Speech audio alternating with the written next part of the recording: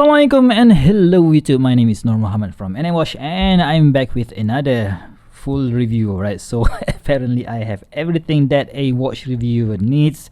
I have my scale, I have my calipers, I have my diamond selector too, and I have my UV light, so we are good to go. Right, so before we start the show, let's do a quick wristwatch check. Today I am wearing my Seiko Mini Turtle in blue, or better known as the SRPC 39K1. Right, some of my viewers, only just maybe one or two of them said that I must know what are the reference number for my watch, and yeah, that is what I'm going to do. So this is a review of this Steeldive SD1979, right? So that's good, right? But this is not the usual SD1979 that you would find on AliExpress. This is a super limited edition of just 14 pieces, right? So what are the difference then? So I would just point you out to the difference. This is the MWM, or the Microbrand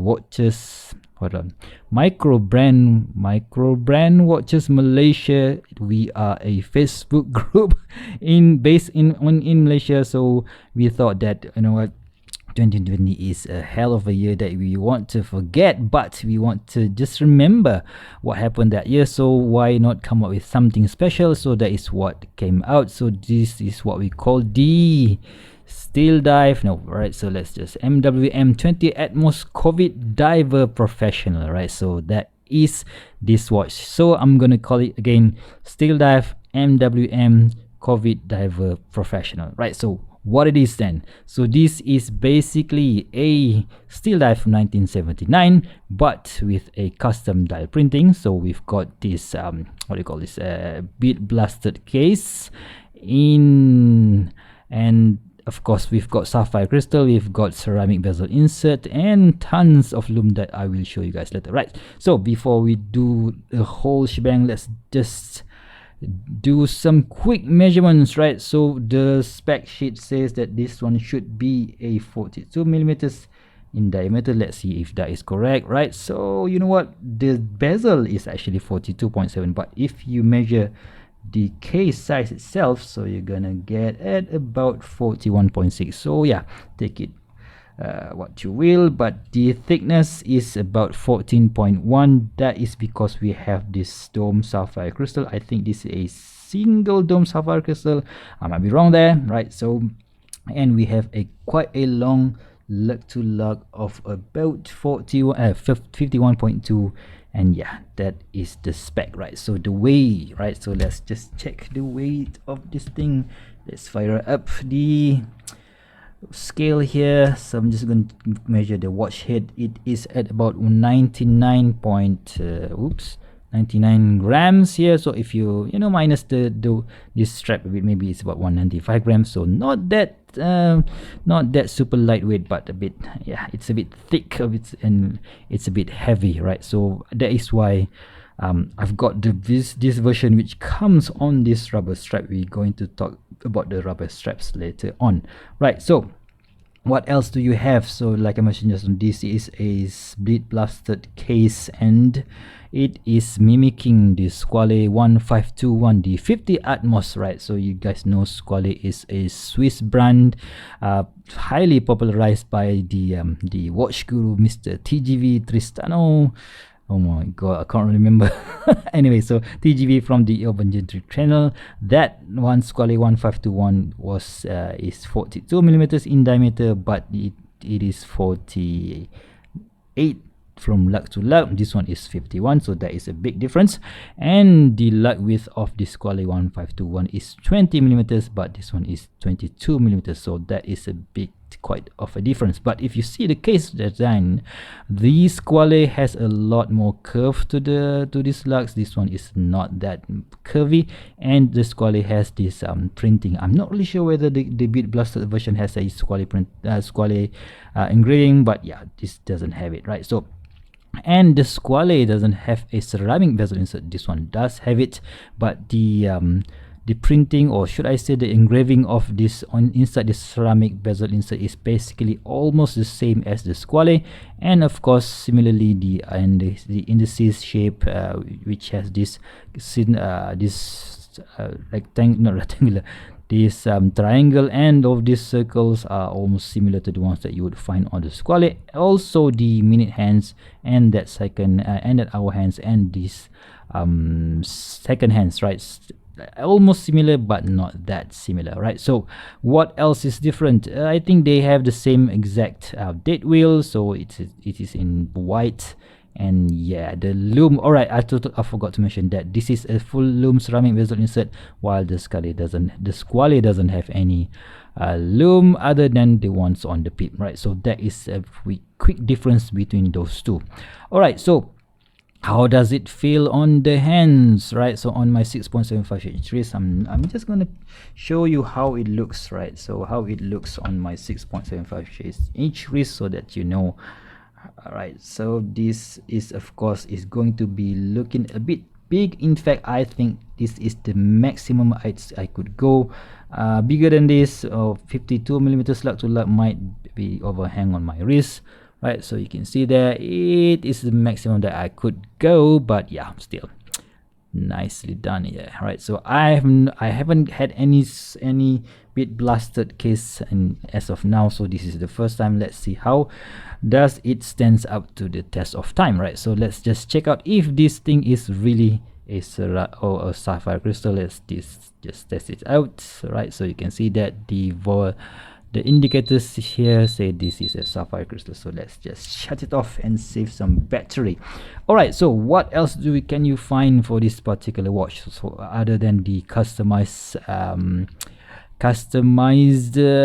dial, right? So hold on, I've just got to show you guys this one, right? So the printing, right? So MW Malaysia and that COVID, you see the COVID virus there, that little orange thingy, right? So I have to admit that it is a bit too small, but yeah, it is what it is, right? At the back we have this engraved full screw down case back NH35 Sapphire 2020 limited pieces, 200 meters of water resistant automatic movement, NH35, and we have that Harimau Malaya, or the Malayan tiger logo, which is the logo of our national football team, and that I think looks absolutely awesome. I just wish that it is a bit more thicker, right? So what else that I should talk about? Oh yeah, this one, this curl, I don't know what to call this,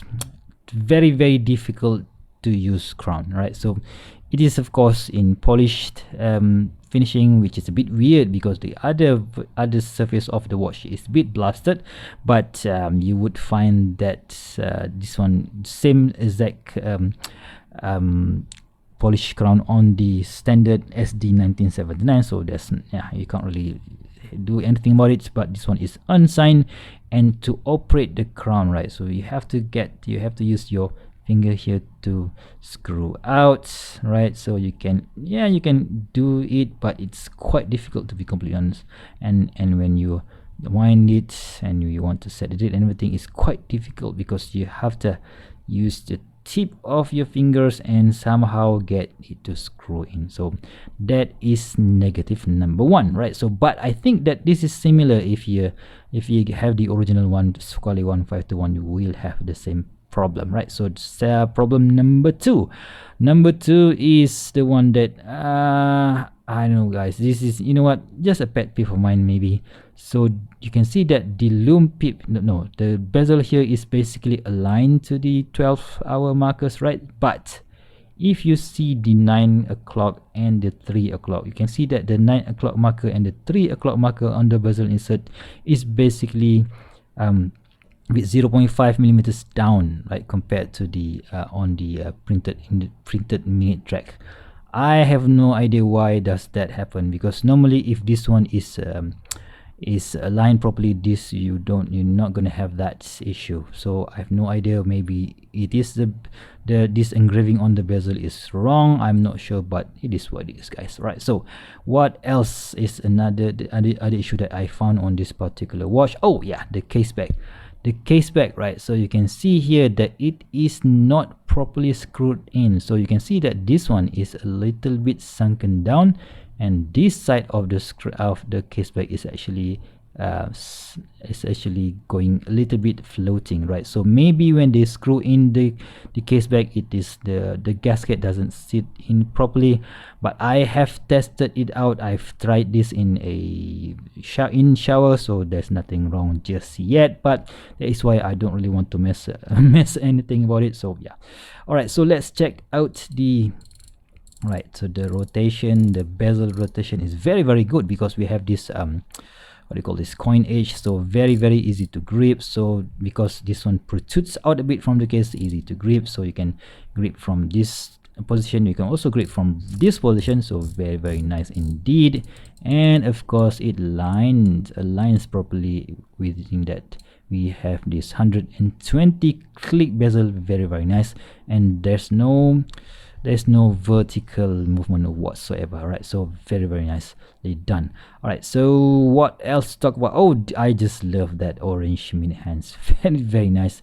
I just wish it's to be a bit bigger, and yeah, of course I also wish that the virus here is a bit bigger, but yeah, it is what it is, guys. Right, so let's charge it a bit and see how the lume looks like. Right, so when I first got this Steeldive, I was like, okay, so how does it look? Maybe it doesn't stand to that long. So but when I receive it, and boom, oh my god, that is absolutely gorgeous lume. Let's just compare it to the Seiko's Turtle here. So we've got this lume bright lume in green, and we have a combination of PGW9 on the bezel, and also the C3 Super Luminova on the indices, and also on the hands. So very nice then. Right, okay, so where is the switch? Alright, so before I completely forgot, so this is the strap that came with it, right? So it looks like your normal, you know what, Seiko SKX style of strap, but this is the biggest disappointment that I've got with this particular piece, with my version at least. Right, so you can see here, right? So the lug width of this particular strap is different. This one is 22, this one is in 20 millimeters. So that sucks, guys. Come on, Steeldive, what the heck are you doing with our piece, right? Anyway, so I couldn't really complain, because yeah, this is the first issue, quality issue. But if possible, if you guys want to order this one as Steeldive 1979, don't order it on this strap, because the spring bar is actually quite close to this case, right? Okay, so what happens, even when it was on the watch, it is very difficult to use, because it won't, the strap somehow stuck here, so it won't follow this movement, it won't look like this, right? So that is, if let's say you guys are buying this, do not, for whatever reason, do not buy it on this particular strap. It's totally unusable, but I will modify that to use on my 20 millimeters lug width watches, right? So I put it on my wrist, and just now, and you guys see so already what how it looks on my 6.75 inch wrist. And what else would you like to know? I think that's about it, right? So of course the movement inside here is the Seiko NH35, so there's nothing new there, a reliable and trusted movement from Seiko. And would I keep it?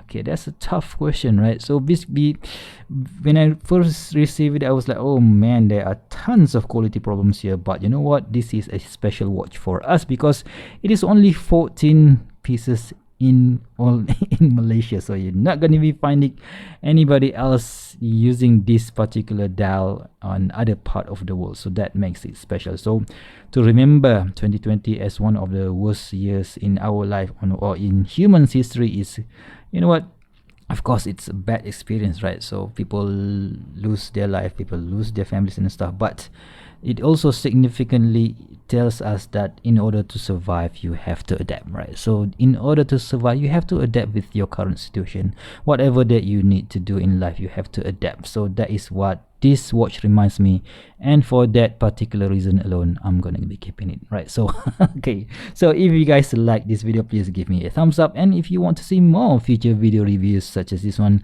please go ahead and subscribe to my channel. Until next time, I'll see you soon. Stay safe. Bye bye.